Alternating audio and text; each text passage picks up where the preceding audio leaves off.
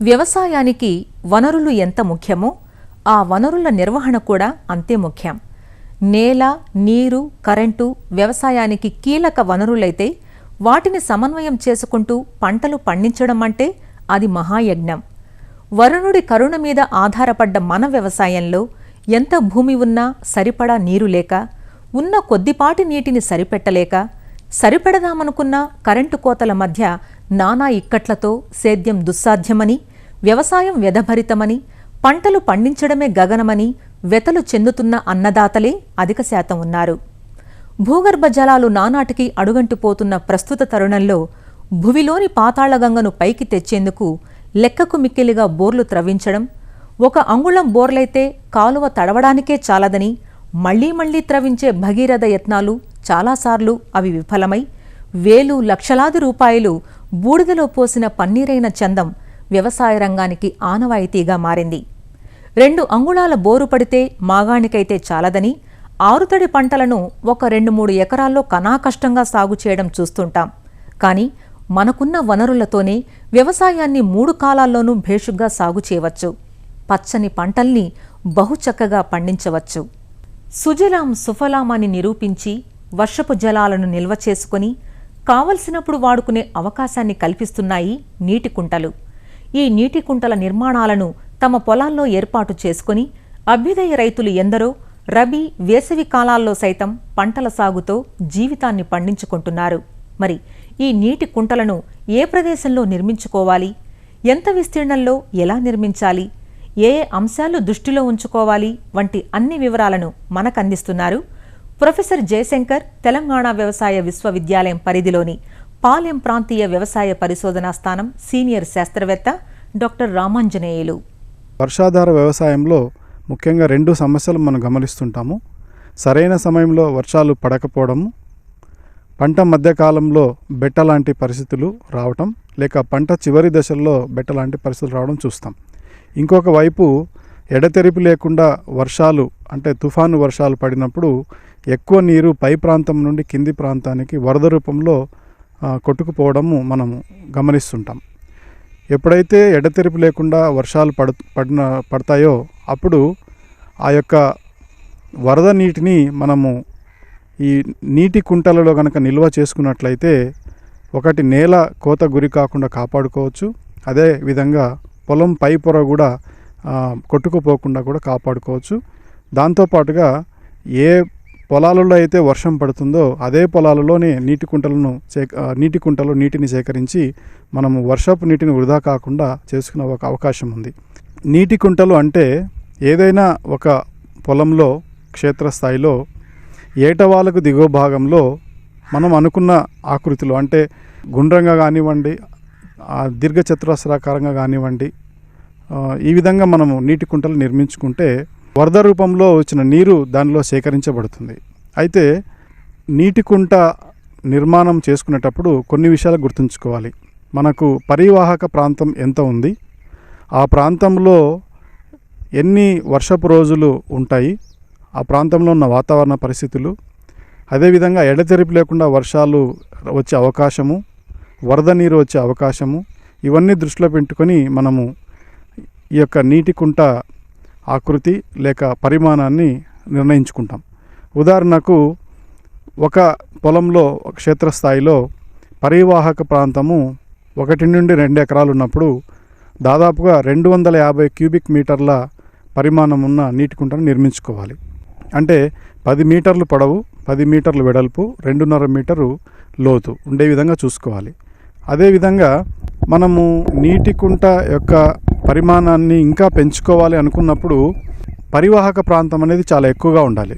ఉదాహరణకు 10 ఎకరాల పరివాహక ప్రాంతం ఉంటే అంతే మోతాదులో మనము నీటి కుంట పరిమాణాన్ని నిర్మించుకోవాల్సి వస్తుంది. అయితే ఇక్కడ ఒక విషయం గుర్తుపెట్టుకోవాల్సింది ఏంటంటే నీటి కుంట లోతు దాదాపుగా 3.5 నుంచి 4 మీటర్లు కనుక ఉన్నట్లయితే మనం బాష్పీభవనాన్ని బాగా తగ్గించి నీటిని ఎక్కువ రోజులు వాడుకోవడానికి ఒక అవకాశం ఉంటుంది. కాబట్టి ఈ యొక్క పరిస్థితులన్నీ మనం గమనిస్తూ నీటి కుంట పరిమాణాన్ని మనం నిర్ణయించుకోవాల్సి వస్తుంది. అయితే నీటి కుంట నిర్మించిన తర్వాత అలాగే వదిలేస్తే ఆ యొక్క నీరు అనేది బాష్పీభవనం ద్వారా మరియు నీటి మన అడుగు భాగం కిందికి అలాగే పక్క వైపులకు నీరు వృధాగా పోతుంది. పంటలను కాపాడుకోవడానికి రక్షక తొడులు ఇవ్వాల్సిన ఉద్దేశం కనుక ఉన్నట్లయితే ఈ నీటి కుంటలకు లైనింగ్ చేసుకోవాలి. అంటే లైనింగ్ అంటే పూత పోయడం అంటాం. ఈ లైనింగ్ చేసుకునే విధానాలు చాలా రకాలుగా ఉంటాయి. అందులో ముఖ్యమైనవి కొన్ని ఉన్నాయి. అవేంటంటే కడప బండలతో లైనింగ్ చేసుకోవడము, లేదా ఎర్రమట్టి సిమెంటు 6:1 నిష్పత్తిలో మనము దాంతో కలిపి లైనింగ్ చేసుకోవడము. అదేవిధంగా ఇప్పుడు అధునాతనంగా వచ్చిన పద్ధతి నల్లటి ప్లాస్టిక్ షీటు 500 మైక్రాన్లు థిక్నెస్ ఉన్న ప్లాస్టిక్ షీట్తో మనము లైనింగ్ చేసుకోవడం.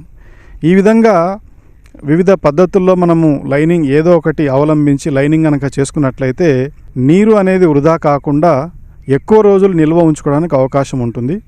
ఆ విధంగా నిల్వ చేసుకున్న నీటిని రక్షక తడులు ఇచ్చి కాపాడుకోవడానికి, ఉద్యానవన పంటలు పెంచుకోవడానికి, లేక పశువులకు నీరు, వీటితో పాటుగా కూరగాయల పంటలకు కూడా వాడుకోవడానికి ఒక అవకాశం ఉంది.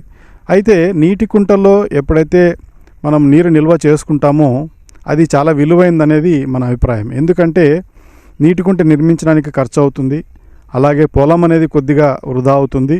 కాబట్టి అందులో సేకరించిన నీరు అనేది వృధా పోకుండా సాంప్రదాయ పద్ధతులనే అవలంబించకుండా ఏవైతే నీటిని తక్కువగా ఉపయోగించి ఎక్కువ విస్తీర్ణ నీటి అందిస్తాయో అలాంటి నీటి యాజమాన్య పద్ధతులను వాడుకోవాలి. అందులో ముఖ్యమైనవి ప్రతి వరుసకు నీరు ఇవ్వకుండా ఒక వరుస తప్పించి ఇంకొక వరుసకు నీరు ఇవ్వడం. ఇదే విధంగా స్ప్రింక్లర్ పద్ధతి, దీంతో పాటుగా బిందు సేద్యం పద్ధతిలో కూడా పంటలకు నీళ్ళు ఇవ్వడానికి అవకాశం ఉంది. ఉదాహరణకు ఉద్యానవన పంటలు, లేక వరుసల మధ్య దూరం ఎక్కువగా ఉన్న ప్రత్తి కానివ్వండి, ఆముదం కానివ్వండి, కంది కానివ్వండి, రక్షక తడులు ఇచ్చి పంటలను కాపాడుకోవడానికి ఒక అవకాశం ఉంది.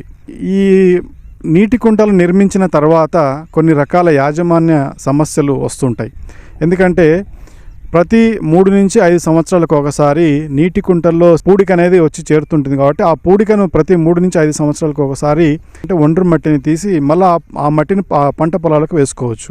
లేదంటే నీటి నిల్వ సామర్థ్యం తగ్గిపోయి మన నీటి కుంటల్లో తక్కువ నీరే చేరుతుంది. ఇంకొకటి ఏంటంటే నీటి కుంటలకు నీరును తీసుకొచ్చే పిల్ల కాలువలను కూడా మనం శుభ్రపరచుకోవాల్సి ఉంటుంది. ఇకపోతే ప్రాంతీయ వ్యవసాయ పరిశోధన స్థానంలో నీటి కుంటల పైన దాదాపు ఒక 5 సంవత్సరాల నుంచి పరిశోధన చేస్తున్నాం. అయితే నీటి కుంటల్లో సేకరించిన నీటిని మేము 2 విధాలుగా ప్రయోగాలు చేసి విజయవంతం చేయడం జరిగింది. మొట్టమొదటిగా ఎప్పుడైతే ఏప్రిల్ మే నెలలో తక్కువ సమయంలో ఎక్కువ వర్షపాతం వస్తుందో అలాంటి సందర్భాల్లో నీటి కుంటలో నీరు నిల్వ ఉండడం జరిగింది. అలాంటి సందర్భాల్లో మేమేం చేసామంటే జూన్ మాసంలో ఎప్పుడైతే వర్షాలు సరైన సమయానికి రావో అప్పుడు ఆ యొక్క ఫారం పాండ్లో ఉన్న నీటిని వివిధ పంటలు మొలకెత్తడానికి ఉపయోగించడం జరిగింది.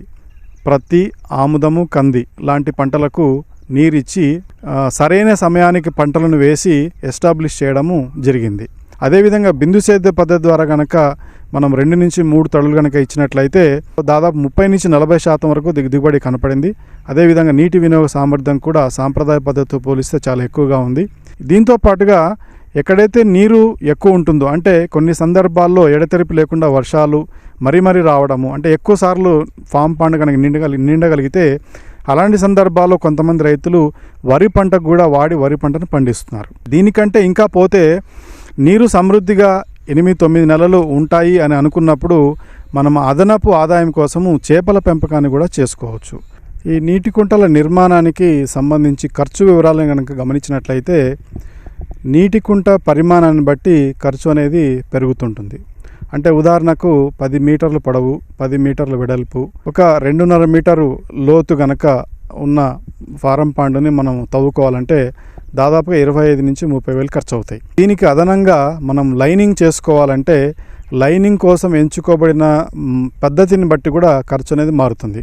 ఉదాహరణకు కడప బండలతో లైనింగ్ చేసుకోవాలంటే నీటి కుంట నిర్మాణము, దాంతోపాటుగా కడప బండలతో లైనింగ్ చేసుకోవడం మొత్తం కలిసి దాదాపుగా 40 నుంచి 45 వేలు ఖర్చు అవుతుంది. దీంతో పాటుగా ఈ ఫారం పాండుకి మనము మట్టి మరియు సిమెంటు 6:1 నిష్పత్తిలో కనుక నిర్మించుకొని పూత పూసుకోవాలంటే ఇది దాదాపుగా 35 నుంచి 40 వేలు ఖర్చు అవుతుంది. దీంతో పాటుగా అధునాతనమైన పద్ధతి నల్లటి ప్లాస్టిక్ ఫిల్ము 500 మైక్రాన్లు మందం ఉన్న దాంతో కనుక చేయాలంటే 50 నుంచి 55 వేలు ఈ యొక్క నీటి కుంట పరిమాణం ఉన్నదానికి ఖర్చు అవుతుంది. అదేవిధంగా ఇప్పుడు చిన్న సన్నకారు రైతులు కానీ ఏదైనా రైతులు మనము నీటి కుంట నిర్మాణం చేసుకోవాలంటే ఉదాహరణకు ఒక గ్రామము లేక ఒక మండలము వాటర్ షెడ్ పరిధిలో కనుక ఉన్నట్లయితే వాటర్ షెడ్ డిపార్ట్మెంట్ వారే వాళ్లకు నీటి కుంటను ఫ్రీగా తవ్వుకోవడానికి ఆర్థిక సహాయం అందిస్తున్నారు. ఫామ్ పాండ్ తవ్వుకునేటప్పుడు ప్రతి క్యూబిక్ మీటర్కు దాదాపు 50 రూపాయలు వాళ్ళు వాటర్ షెడ్ డెవలప్మెంట్ వాళ్ళు ఇస్తున్నారు. అది తవ్వుకోవడానికి మాత్రమే ఇస్తారు. అదేవిధంగా హార్టికల్చర్ డిపార్ట్మెంట్ వాళ్ళు 50% సబ్సిడీతో ఈ నల్లటి ప్లాస్టిక్ ఫిల్మ్ 500 మైక్రాన్ది వాళ్ళు 50% సబ్సిడీతో ఇస్తున్నారు. కాబట్టి వర్షాధారంగా పండించే రైతులు ఈ నీటి కుంటలను నిర్మించుకొని వారి పొలాల్లో అక్కడ పడిన వర్షపు నీటిని అక్కడే సంరక్షించుకొని పంటలను కాపాడుకోవడానికి వినియోగించాలని చెప్పేసి కోరుచున్నాను.